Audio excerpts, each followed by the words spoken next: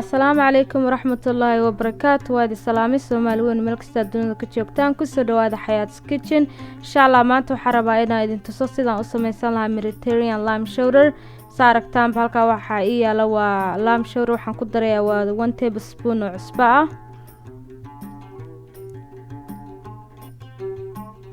Waxaan ku darayaa 1 teaspoon oo black pepper ama filfil saa u taqaanid.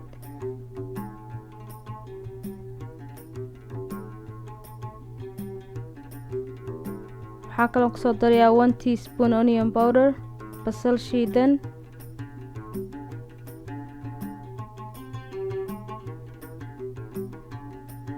insha Allah dhinaca hoosena waan ka soo marin doonaa haddii Ilaahay yiraahdo.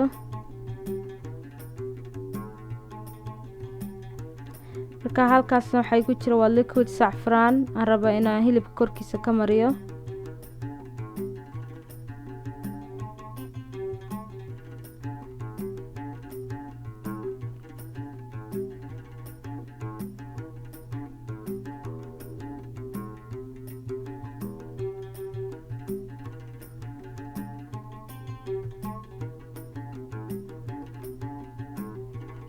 insha Allah saasaan ku soo dhameynayaa, gadaalna waan ka soo marinayaa ila socda haddii Ilaahay yiraahdo.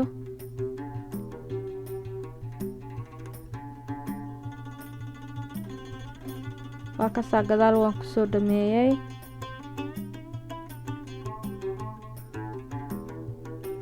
insha Allah haddana waxaan ku soo shubanayaa 3 koob oo biyo ah.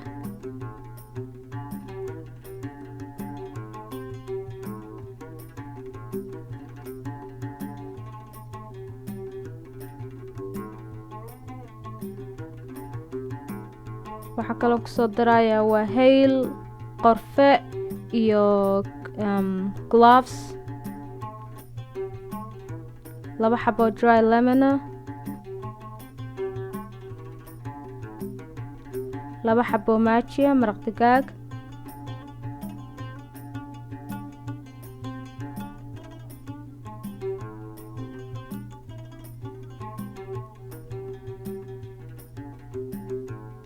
haddana waxaan ku soo darayaa waa 1 teaspoon oo onion powder, basal shiidan 1 qaando, kala adaa qiyaastaada yaqaana.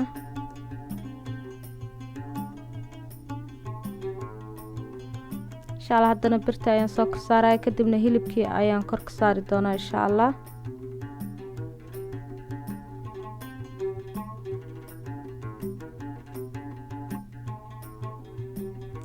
kadibna aluminiumtii iyo warqadii ayaan ku soo xirayaa.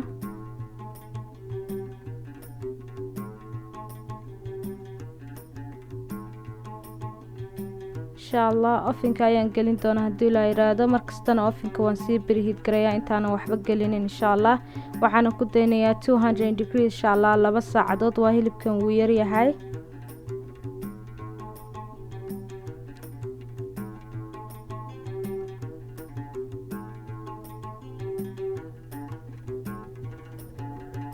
insha Allah halkaasna waxaa igu jira waa biyo. waxaan rabaa hal cup oo bariis inaan ku radiyo insha Allah intuu hilibku igu jiro ovenka. maasha Allah asxaabta, waa aragtaa waan ka soo saaray hilibkii siduu ku soo baxaan wada aragno.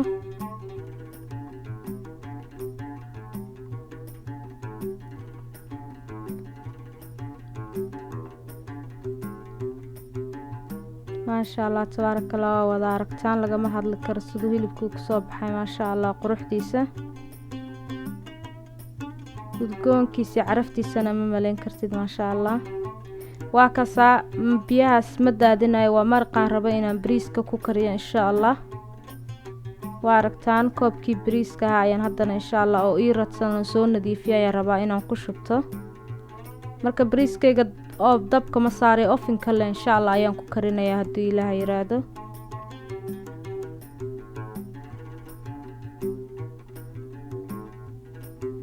marka waan dhadhaminayaa inuu maraq digaaga ku filan yahay. hadduuna ku filnayna waa ku dari kartaa, haddii kalena dee waa kaasa wuu ku filan yahay. haddana insha Allah hilibkii ayaan haddana kor soo saarayaa. marka hilibka wuxuu ku sii jiray 1 saac iyo bar ayuu markuu dab ku jiray ayaan haddana barkii ugu dambeeyay hilibka 2 saacadood baan ovenka ku hayay. barkii ugu dambeeyay ayaan bariiska la gelinayaa soo bariiskuna igu bislaado insha Allah. haddana ovenka ayaan dib ugu celinayaa 30 minutes ayuu ku jiraa insha Allah. waan ka soo saareynaa. waa kana uu ka soo baxay hadda hilibkii iyo bariiskii isku uumay udgoonkii iyo wixii caraftii isku baxay ma sha Allah. waa aragtaan ma sha Allah tabarakallah sidoo ku soo baxay. waa aragtaan bariiskaygina wuxuu igu soo baxay furfur ma sha Allah tabarakallah.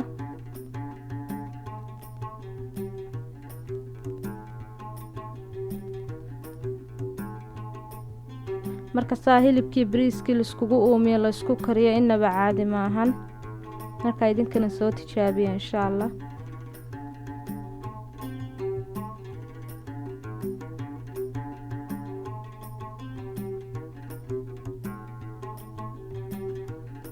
waa aragtaan asxaabtii ma sha Allah bariiskayga sidoo furfur igu soo baxay.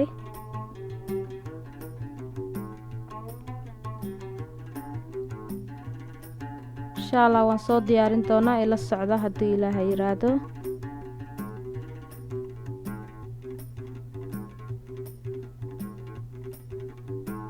ما شاء الله asxaabta waa aragtaan sidan bariiskaygii hilibkii igu soo baxay ma sha Allah tabarakallah. korna waxaan ka saaray waa timir. cuntadan waa cuntadii Mediterranean-ka. anaga dad Soomaaliya mar walba cunto Soomaali waan ku noqonaa laakiin waxa wanaagsan inaad tijaabisid ajaanibtaas kale cuntadooda. ma sha Allah cunto waxay ahayd aad iyo aad u macaan. inaad idinkana ka heli doontaan ayaan rajeynayaa insha Allah.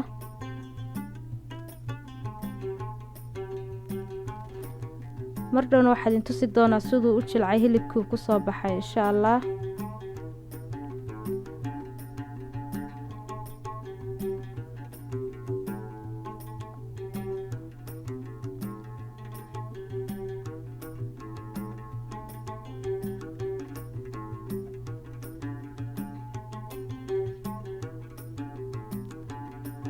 ما شاء الله cuntadaas marka xaajigaaga ag dhigtid iyo ilmahaaga aad buu ugu farxayaan ma sha Allah. marka waa in laga dhisaa familka xagga cuntada.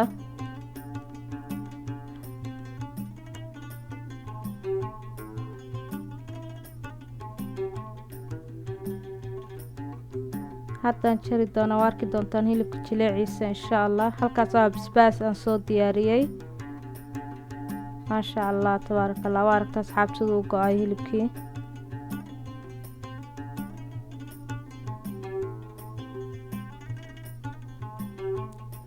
ما شاء الله عرفت wax walba kaaga daran sidoo udgoon yahay ma sha Allah.